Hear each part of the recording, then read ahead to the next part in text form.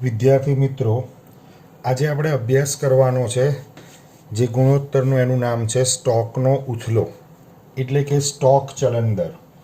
હવે આ ગુણોત્તર આપણને શું માહિતી આપે? તો આના દ્વારા આપણે જે સરેરાશ સ્ટોક આપણા ધંધામાં રહેતો હોય એને આપણે માલ કેટલી વખત વેચીએ છીએ, વર્ષ દરમિયાન એટલા સ્ટોક જેટલો માલ આપણે કેટલી વખત વેચીએ છીએ એ આની ઉપરથી જાણી શકાય છે. તો એની માહિતી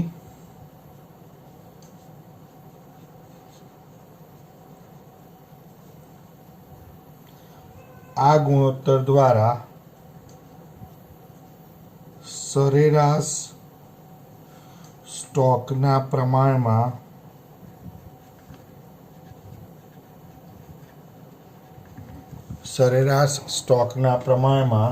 કેટલી વખત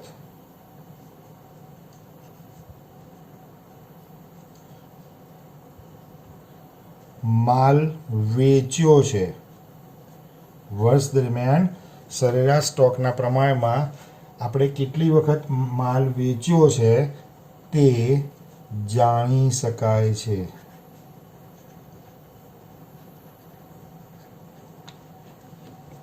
હવે સ્ટોકનો ઉથલો એટલે કે સ્ટોક ચલન દર એનું સૂત્ર આપણે લખી નાખીએ.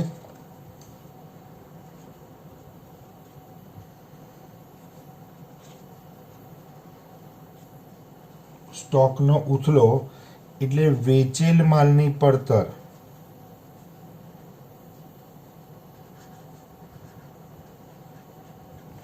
ભાગ્યા સરેરાશ સ્ટોક.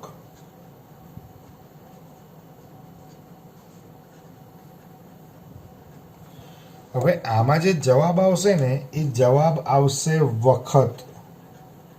આપણે જેમ પેલું ચોખ્ખા નફાના ગુણોત્તરમાં શું આવતું હતું? કાચા નફાના ગુણોત્તરમાં, ચોખ્ખા નફાના ગુણોત્તરમાં ટકાવારી આવતું હતું, પછી પ્રમાણ આવતું હતું. એમ અહીંયા ધારો કે જવાબ આવે 4 તો આપણે શું લખવાનું? 4 વખત. 7.15 આવે તો 7.15 વખત એવું લખવું પડે. સારું, હવે વેચેલ માલની પડતર માટેનું તો પહેલાં આપણે એક વખત આવી જ ગયું છે સૂત્ર. શરૂઆતનો સ્ટોક પ્લસ ખરીદીના ખર્ચા માઇનસ આખર સ્ટોક. આવું કરો તો તમને વેચેલ માલની પડતર મળે. એટલે એ અહીંયા ફરી આપણે લખતા નથી, પણ જો તમને વેચાણ આપી દીધું હોય અને કાચો નફો આપ્યો હોય અથવા કાચા નફાનો દર આપી દીધો હોય તો વેચેલ માલની પડતર શોધવા માટે શું કરવું પડે? તો વેચેલ માલની પડતર બરાબર વેચાણ માઇનસ કાચો નફો. પણ કોઈક વખત દાખલામાં બહુ જ કોમ્પ્લિકેટેડ બનાવવા માટે કાચી ખોટ આપી દીધી હોય તો સિમ્પલ વસ્તુ છે, જો પડતર વેચાણ કરતાં પડતર ઓછી હોય તો નફો થાય, પણ જો પડતર વધારે હોય તો જ ખોટ થાય. તો વેચાણમાં તમે કાચી ખોટ ઉમેરી દો તો વેચેલ માલની પડતર મળે. વેચેલ માલની પડતર, તો એના બે સૂત્રો મુખ્યત્વે તો અહીંયા કાચો નફો જ હશે, પણ કદાચ કાચી ખોટ આપી હોય તો આ રીતે કરવાનું. હવે સરેરાશ સ્ટોક, તો સરેરાશ સ્ટોક એટલે શું?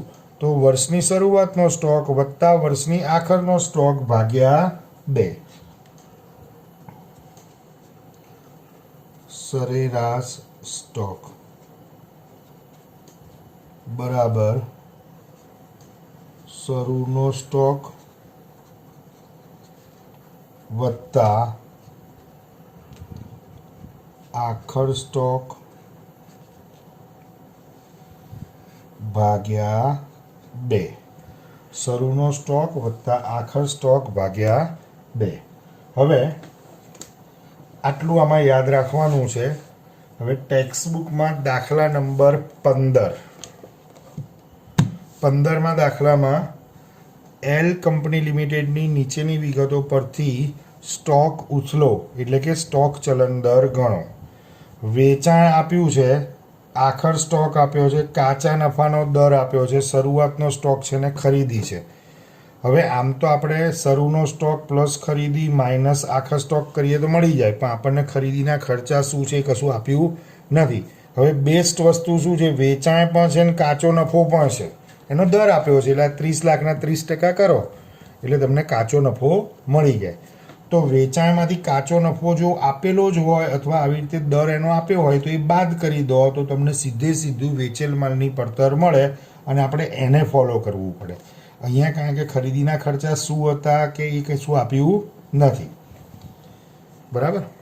તો વેચાણ છે એમાંથી કાચા નફાનો દર બાદ કરીશું. ઓકે, પહેલાં દાખલા નંબર 15 હેડિંગ આપી દઈએ.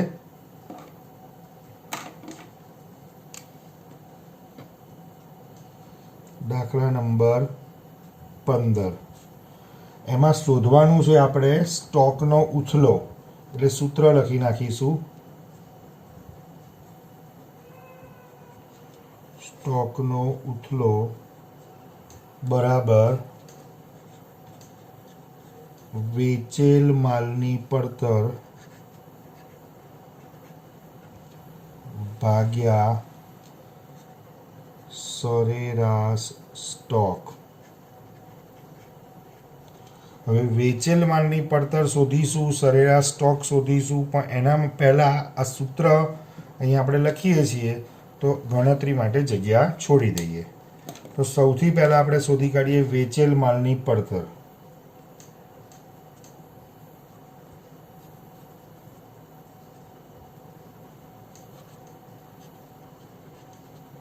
આ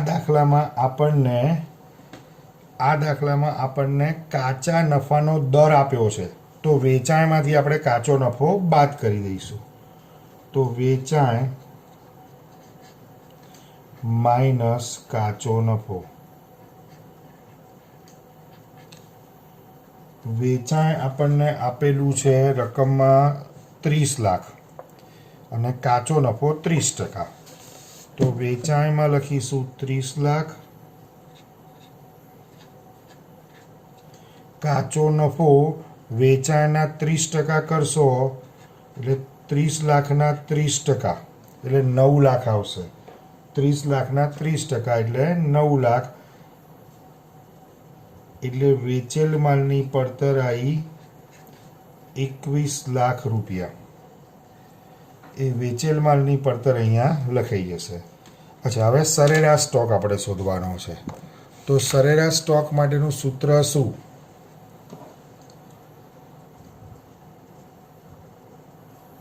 સરેરાશ સ્ટોક બરાબર શરૂઆતનો સ્ટોક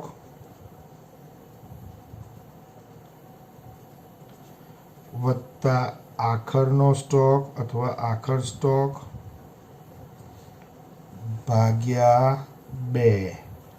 હવે દાખલામાં આપણે જોઈ લઈએ શરૂનો સ્ટોક કેટલો આપેલો છે 3,50,000 અને આખરનો સ્ટોક આપ્યો છે 2,50,000. 3,50,000 શરૂઆતનો સ્ટોક, આખરનો સ્ટોક છે 2,50,000. તો આ 3,50,000 વત્તા 2,50,000 ભાગ્યા 2 એટલે 3,50,000 અને 2,50,000 એટલે 6 લાખ થાય. 6 લાખ ભાગ્યા 2 એટલે 3 લાખ રૂપિયા. બરાબર. તો આ આવ્યો શરૂઆતનો સ્ટોક. ઓકે, સરેરાશ સ્ટોક 3 લાખ રૂપિયા. શરૂનો સ્ટોક વત્તા આખરનો સ્ટોક ભાગ્યા 2. ઓકે, હવે સૂત્ર જે હતું વેચેલ માલની પડતર એ આપણે શોધી રાખ્યું છે ઓલરેડી 21 લાખ.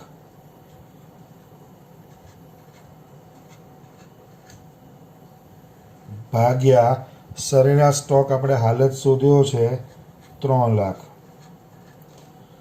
તો 21 લાખ ભાગ્યા 3 લાખ એટલે 7 તરી 21, 7 વખત.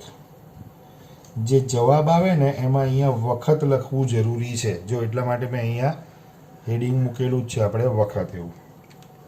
ઓકે, તો આ થયો દાખલા નંબર 15નો જવાબ. હવે દાખલા નંબર 16. 16મો દાખલો પણ આ જ રીતનો છે. સ્ટોક ચલન દર ગણો. તો સ્ટોક ચલન દર પહેલાં આપણે હેડિંગ આપી દઈશું અને પછી સૂત્ર લખી નાખીએ. દાખલા નંબર 16 સ્ટોક ચલન દર એટલે કે સ્ટોકનો ઉથલો બરાબર વેચેલ માલની પડતર ભાગ્યા સરેરાશ સ્ટોક ભાગ્યા સરેરાશ સ્ટોક. થોડીક જગ્યા એના માટે આપણે જોઈશે ગણતરી બતાવવા માટે. ઓકે, હવે 16મા દાખલામાં શરૂનો સ્ટોક છે, વેચાણ છે, ખરીદીના ખર્ચા છે, આખરનો સ્ટોક છે, ખરીદી આપી છે, મજૂરી આપી છે, પણ કાચો નફો આપ્યો નથી. એટલે જેમ આપણે હમણાં વેચાણ માઇનસ કાચો નફો કેવું ઇઝીલી શોધી કાઢ્યું હતું એવી રીતે ઇઝીલી મળશે નહીં. તો આપણે એની ગણતરી દર્શાવવી પડશે.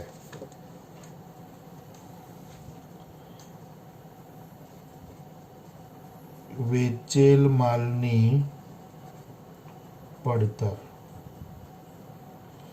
આપણે એની ગણતરી દર્શાવી દઈએ. તો વેચેલ માલની પડતરમાં સૌથી પહેલાં આપણે લખીશું શરૂનો સ્ટોક. જો શરૂનો સ્ટોક આપ્યો છે 2 લાખ, પ્લસ ખરીદી કરીશું 22 લાખ, પ્લસ ખરીદીના ખર્ચા કરીશું, એમાં મજૂરી પણ એડ કરી દઈશું, છેલ્લે આખરનો સ્ટોક માઇનસ થશે. તો શરૂઆતનો સ્ટોક તમે બુકમાં જોતા રહેજો સાથે સાથે.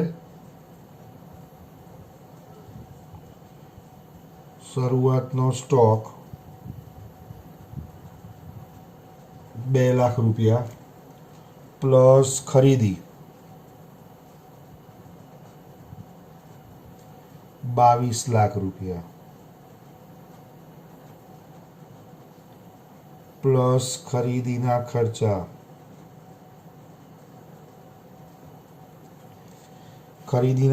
આપ્યા છે 1 લાખ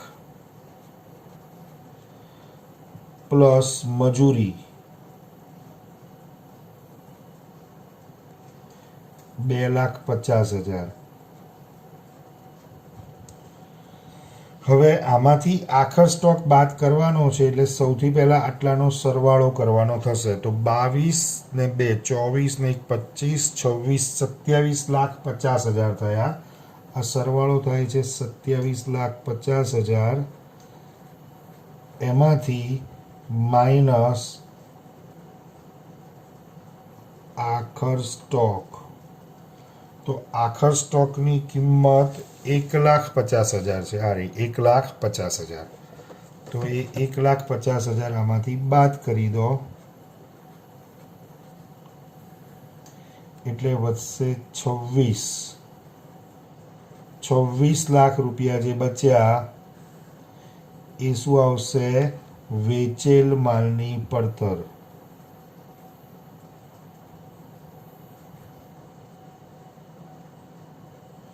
વેચેલ માલની પડતર. હવે એ વેચેલ માલની પડતરને આપણે સૂત્રમાં મૂકી દઈએ. લો, આ 26 લાખ મૂકી દીધા. ઓકે, હવે ભાગાકારમાં આપણે જોઈશે સરેરાશ સ્ટોક.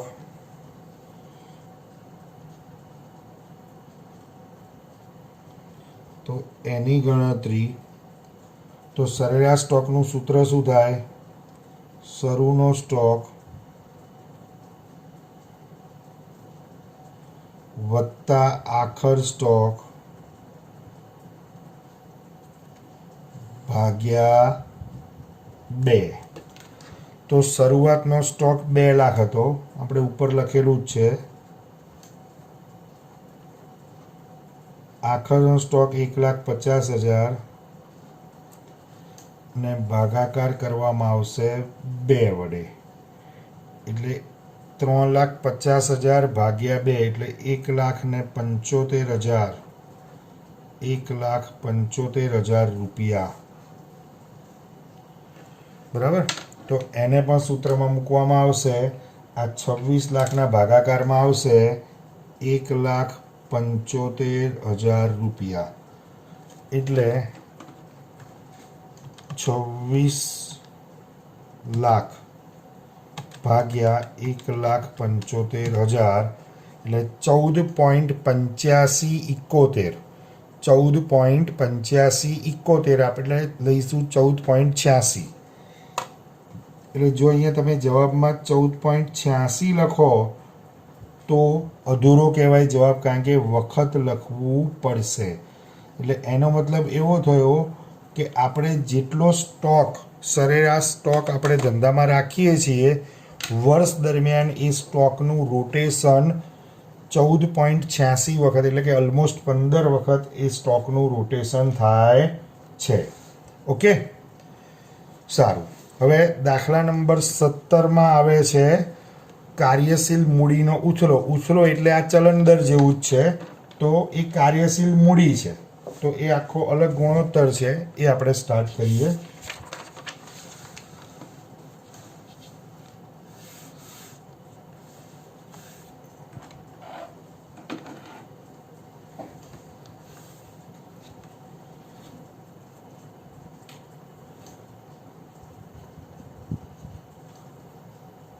કાર્યશીલ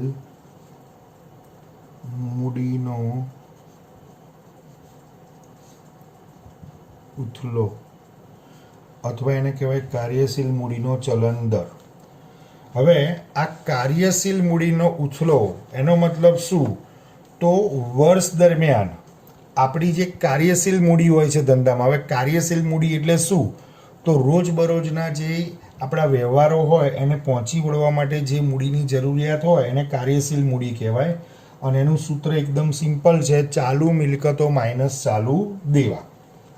તો કાર્યશીલ મૂડી જે છે એ તમે વર્ષ દરમિયાન જેટલું વેચાણ કરો છો તો એ વેચાણ કાર્યશીલ મૂડી કરતાં કેટલા ગણું છે એ આની ઉપરથી જાણી શકાય છે.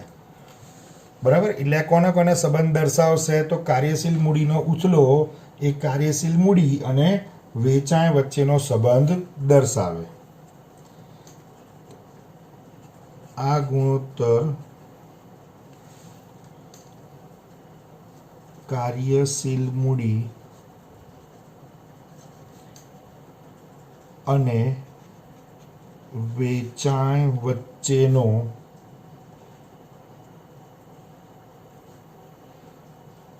સંબંધ દર્શાવે છે. હવે આનું સૂત્ર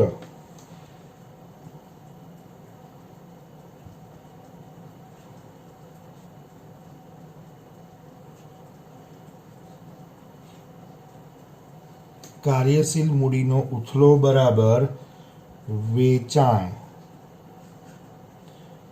ભાગ્યા કાર્યશીલ મૂડી. વેચાણ ભાગ્યા કાર્યશીલ મૂડી. પણ ઘણી વખત કેવું હોય, આપણને વેચાણની માહિતી આપી ના હોય અને શોધી શકાય એવો કોઈ સપોર્ટિંગ બીજું કંઈ આપણને ડિટેલ ના આપેલી હોય, બરાબર? એવો કોઈ બીજો આપણને આધાર ના આપ્યો હોય કે જેથી આપણે વેચાણ શોધી શકીએ. પણ વેચેલ માલની પડતર શોધી શકીએ એમ હોય તો પછી વેચાણના બદલે આપણે વેચેલ માલની પડતર પણ અહીંયા લઈ શકાય. એટલે વેચાણ અથવા વેચેલ માલની પડતર. પણ જો વેચાણ હોય ત્યાં સુધી આપણે વેચાણનો ઉપયોગ કરવાનો અહીંયા.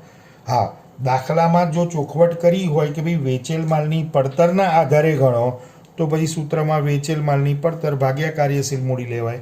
અથવા સૂત્ર ભલે આનું આ મૂકો પણ ત્યાં લખવાનું શું? વેચેલ માલની પડતરની રકમ. એટલે અહીંયા આપણે નોંધ એક લખી નાખીએ કે જો વેચાણ મળે એમ ન હોય, એટલે જો વેચાણની માહિતી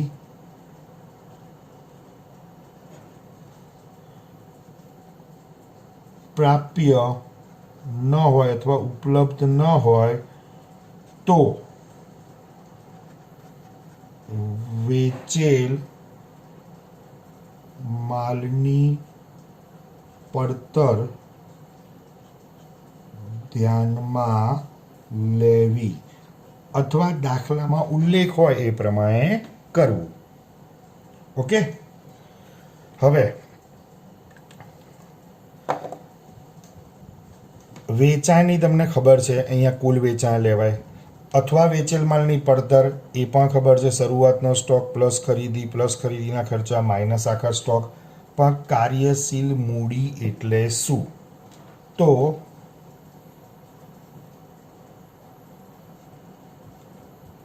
કાર્યશીલ મૂડી એનું સૂત્ર, જે આપણી ચાલુ મિલકતો હોય એમાંથી ચાલુ દેવા બાદ કરી દેવાના. ચાલુ મિલકતો માઇનસ ચાલુ દેવા. હવે દાખલામાં કદાચ તમને ચાલુ મિલકતો અને ચાલુ દેવા ટોટલ આપી જ દીધા કે ભાઈ કુલ ચાલુ મિલકતો આટલી, કુલ ચાલુ દેવા આટલા, તો કોઈ ઇસ્યુ નથી. પણ જો ચાલુ મિલકતોના બદલે આપણને બધી અલગ અલગ આપી દીધેલું હોય તો દેવાદાર છે, સ્ટોક છે, લેણી હુંડી, રોકડ સિલક, બેંક સિલક, મળવાની બાકી આવકો, આ બધું ચાલુ મિલકતો કહેવાય. એવી રીતે લેણદારો, દેવી હુંડી હોય, ચૂકવવાના બાકી ખર્ચા હોય, બેંક ઓવરડ્રાફ્ટ હોય, આ બધું ચાલુ દેવા કહેવાય, જેનો અભ્યાસ આપણે ચાલુ મિલકતો અને ચાલુ દેવાનો અભ્યાસ આપણે ચાલુ ગુણોત્તરમાં આવી જ ગયો છે. ઓકે. તો કાર્યશીલ મૂડી શોધવી હોય તો એના માટેનું સૂત્ર ચાલુ મિલકતો માઇનસ ચાલુ દેવા. હવે આપણે દાખલા નંબર 17 લઈએ.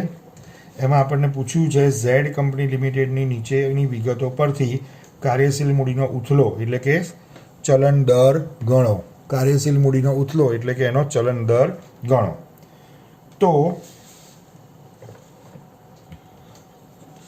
દાખલા નંબર 17 સૂત્ર લખી નાખીએ.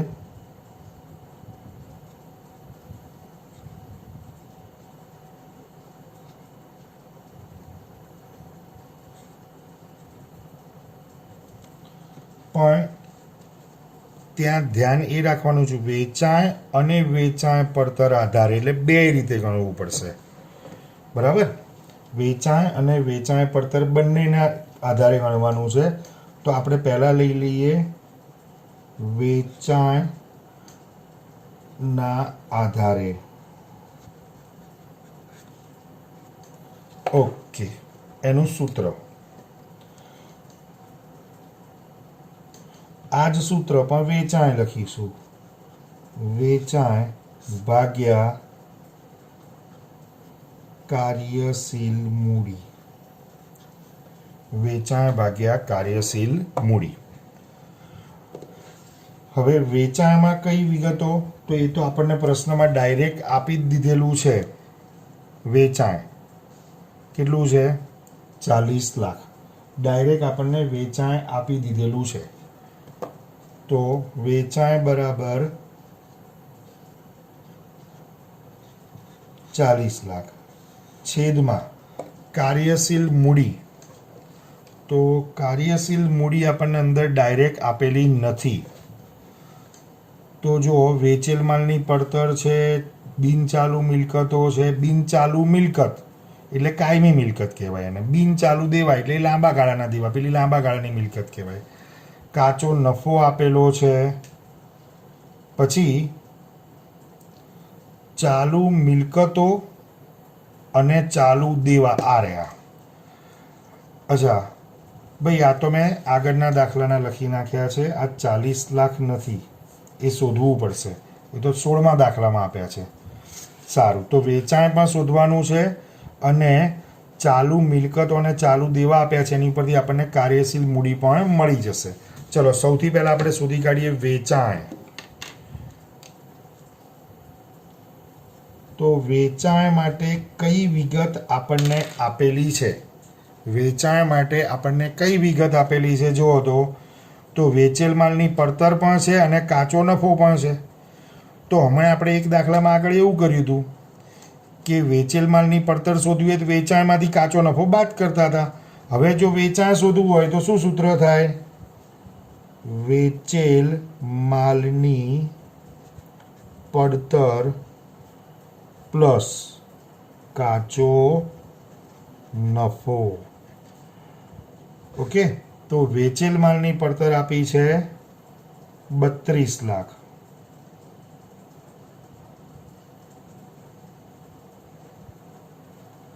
વત્તા કાચો નફો આપ્યો છે 8 લાખ. લો તો વેચાણ આમાં તો 40 લાખ જ થાય છે, એટલે 40 લાખ રૂપિયા. બરાબર છે. તો વેચાણ આપણે લખી નાખીએ 40 લાખ. ઉપરના દાખલામાંથી હમણાં જોઈને લખી નાખ્યું હતું એટલું જ આવ્યું આ બી. હવે કાર્યશીલ મૂડી. તો કાર્યશીલ મૂડીનું સૂત્ર શું?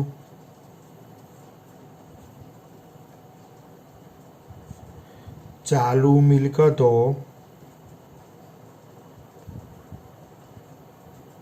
માઇનસ ચાલુ દેવા. ચાલુ મિલકતો દાખલા નંબર 17માં 5 લાખ અને ચાલુ દેવા છે 3 લાખ. તો 5 લાખ માઇનસ 3 લાખ એટલે 2 લાખ રૂપિયા. તો આ 40 લાખ એ વેચાણ હતું અને 2 લાખ રૂપિયા એ કાર્યશીલ મૂડી છે. તો 40 ભાગ્યા 2 એટલે 20. પણ આ ઉથલો શબ્દ આવે ને એટલે ત્યાં આગળ આપણે એના જવાબમાં વખત એવું લખી નાખવાનું. વખત એટલે વર્ષ દરમિયાન જે વેચાણ કરીએ છીએ એ વેચાણ આપણા જે કાર્યશીલ મૂડી છે ને એના કરતાં 20 ગણું છે. એટલે શું કહેવાય? 20 વખત આ વેચાણ થાય છે.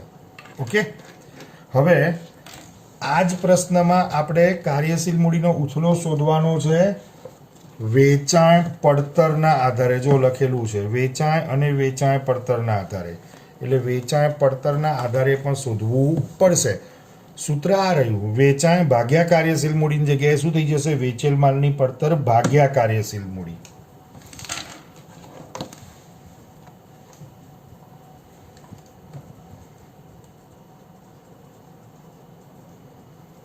કાર્યશીલ મૂડીનો ઉથલો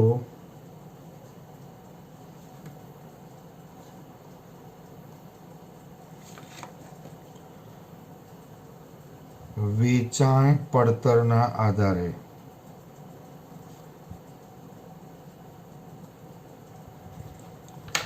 એનું સૂત્ર વેચેલ માલની પડતર ભાગ્યા